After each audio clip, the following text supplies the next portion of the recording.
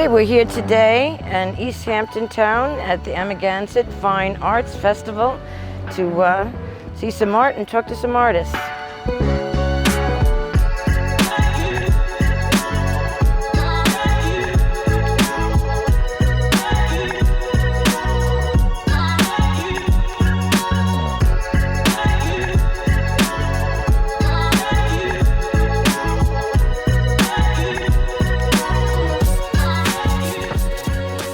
I'm originally from Long Island, but I do most of my work in Boston. I've been an artist probably seriously for the past 5 years, but I've always dabbled in it. Very nice. And what is your technique here? It almost looks like rice paper or something. Or... Yeah, so it's actually like a tissue type paper, and each of these are individually drawn on a 3x4 piece of paper.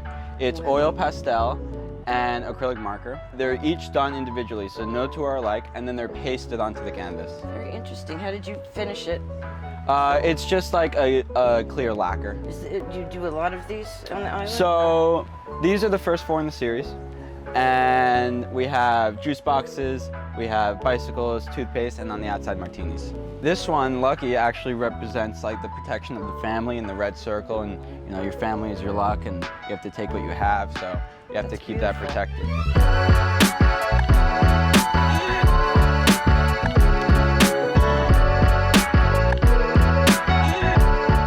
Up in advertising and design in the city, and this was my sort of outlet, my therapeutic escape. Right. And this particular group of paintings is my Seasons of Life collection. As you know, as we get older, every season is a new beginning. These are the 4 seasons, as you can see.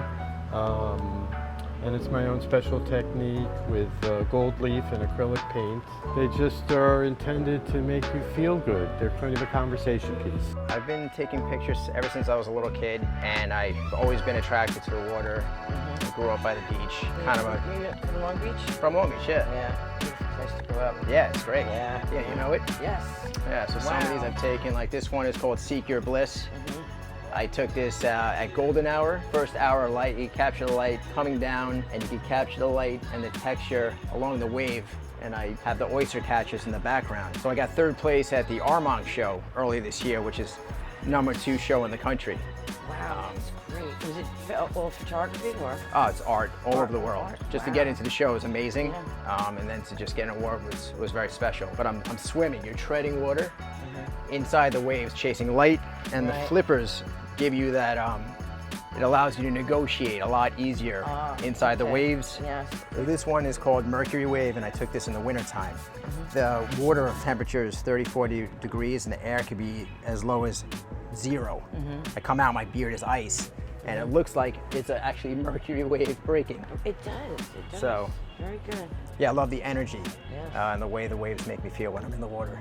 Looks so different because it's cold and it's almost freezing? Depending on the time of year, the sun is going to set on the water, like in the wintertime.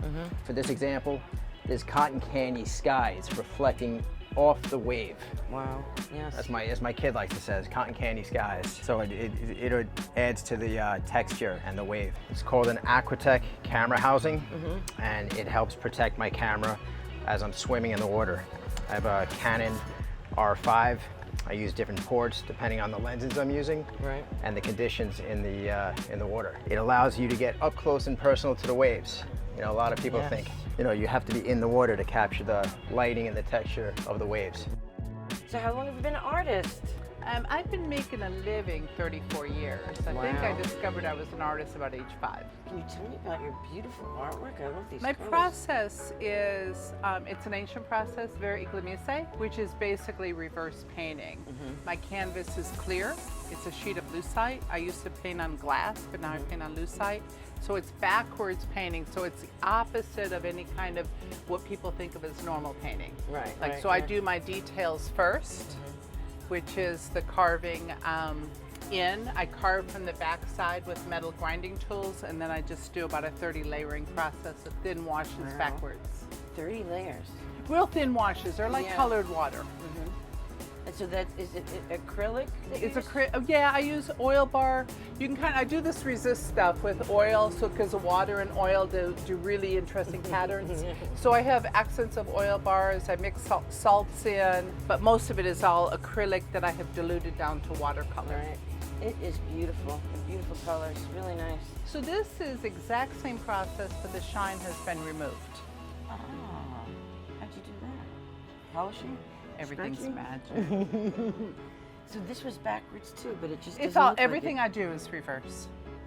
I'm completely fascinated with the process. It's just I cannot get the depth. Like if you really spend time looking at it, you can go like, oh my gosh, it's so many layers upon layers upon layers. If I could get this look going forward, because it'd be so much easier, I would do it.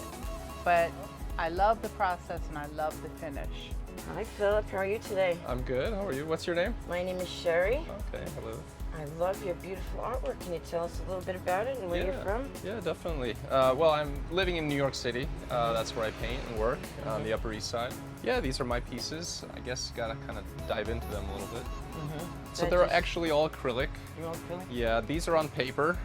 All the ones in the frames behind the glass, and then I also work on canvas. All right. There's sort of starting point for me is just some sense of color, and then go from there and see what happens. How long have you been painting? This kind of work I've been doing since just after I graduated in 2015, so about 8 years now. Okay, we're here with Zelan. He is an etcher. And you are from New York City. New York City.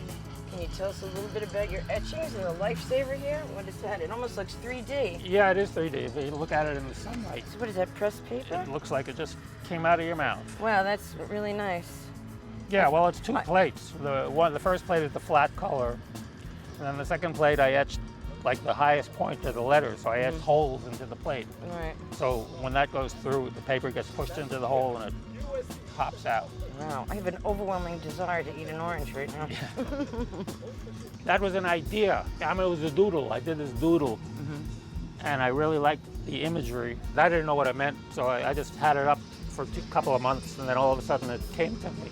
You know, fear of flying, and I had the people flying in color, and the people who were afraid of them in black and white. Very good, beautiful. This is a history of New York City. Everything in this picture used to be in New York, but it's not there anymore. Interesting. See, they're entertaining and educational as well. That's right. These abstract color fields came from just a desire to explore color relationships and create depth and space by weaving different colors together. I'll start with one color, and the very next color I'll pick will decide the whole direction that the next 3 or 4 color decisions will go. And they kind of lead me along. I never know how they're going to resolve. Each one starts from a different place, and I wind up somewhere that's always so surprising for me that it's never a predictable trajectory that these paintings follow. Beautiful, beautiful. This is fantastic. This looks like a matrix. I love working large so that it's like being front row of the movie theater, so it's an immersive experience, and the viewer can actually be inside the color space. And I work on them until it feels like the surface is breathing, or until it's shimmering and sparkling, or everything feels like it's moving, and that's when I know that I'm finished, when the surface kind of is doing something active. And it all started with traditional still life. That everything started with God. these very simple still life arrangements here, Yes. where I just just embellish and accentuate the colors that I can see. Everything's done from observation, but I'll take it kind of further and more lively than even real life. What a beautiful paint style you have, though. It's just lovely. I love how, the right colors make them become luminous, like the light's actually going through the grape. They light up from within. So I'm an oil painter, and my medium is oil on canvas or linen, and I like to create scenes from nature that create calm and serenity. You've accomplished that. Really nice. Okay, great. Is this your first show here in Hampton? This is my second show Oh, here. okay. Yeah, so I came last year to East Hampton. Very good. Yeah. And do you do a lot of shows in Jersey too? I don't really do shows. I have an art studio called Canvas Studio Art where I teach art to children and adults, and I also sell online. Very good. Beautiful. Can you tell me about this painting? Is this New Jersey? This is actually Cape Cod. Okay. So I went with a friend to visit Wellfleet, and I created that scene because it's just kind of the expansive view and the big dunes, and I love visiting different beaches. Yeah, it gives you that feeling of, you know, open space, which you don't even get when you're on land in the islands, and even in that terrain, because everything's so flat, you don't really get to see that far. Yes, you know, yes, exactly. In this area, unless you're on the water. You know. Yeah, Beautiful. Yeah. And what is this here? So this is near where I live, the Navesink River, and it's actually inspired by painting John Frederick Kinset did in the mid-1800s. He called it the Shrewsbury River, but then it was renamed the Navesink. I just love his that view. He's actually one of the founders of the Met. So, but the view is different in that now we see a little town of Seabright in the distance, and it's like first light in the morning. So I love to catch the golden hour, magic hour. This is Rachel. She is a paper artist. She came all the way from Philadelphia. Can you tell us a little bit about your art and your process? Yes, absolutely. So these are all layered paper maps. I make them using mapping software. It's called ArcGIS, and then using mostly a laser cutter and then painting them, layering them. These little ones are tweezered in. I've also handmade all the frames out of cherry wood and poplar wood. Very good. I'm jelly. Can you teach me how to do that? Make the frames? Frames are so... Table saw was a tough learning curve. They're hard to get accustomed to. Yeah, I've always been really artistic, and I took when we moved to Philly, I took a bunch of classes in mapping software at Penn, and was trying to come up with a way to kind of combine those two into an artistic practice. I think so often maps are just, you know, how do I get from A to B, and kind of a logistical thing, and I was trying to make them aesthetic. And people have kind of forgotten about maps now that they have GPS. So. Yeah, they're all disposable as opposed to kind of a permanent thing you can have.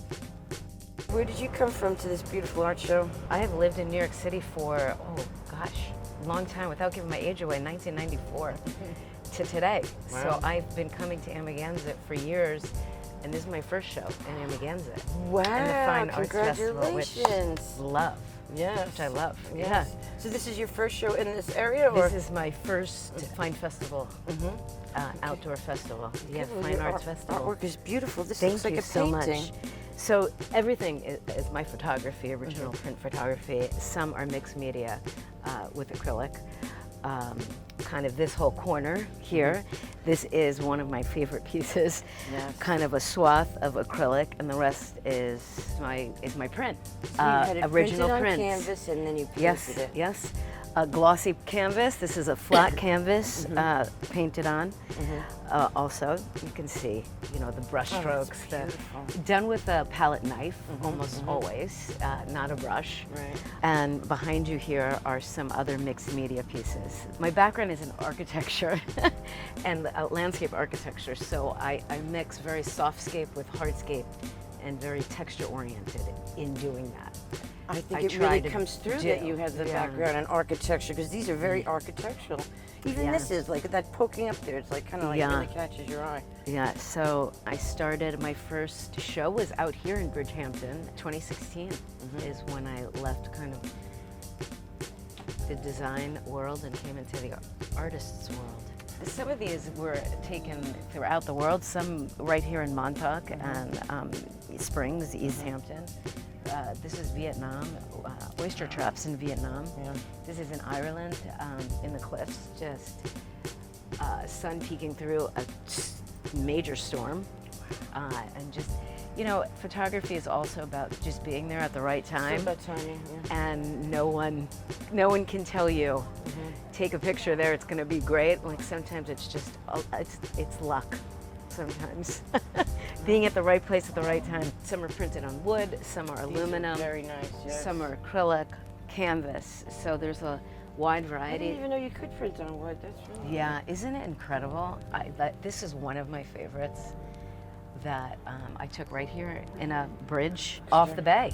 Yeah. beautiful texture. And It's like you're going into a portal. yeah, so, and those are all on wood panels, which I love. I love. They're a little heavier, but they bring out a great texture to what I try to capture as in architectural texture. And then some are resin finishes, which a lot of people don't do anymore, but I kind of like it.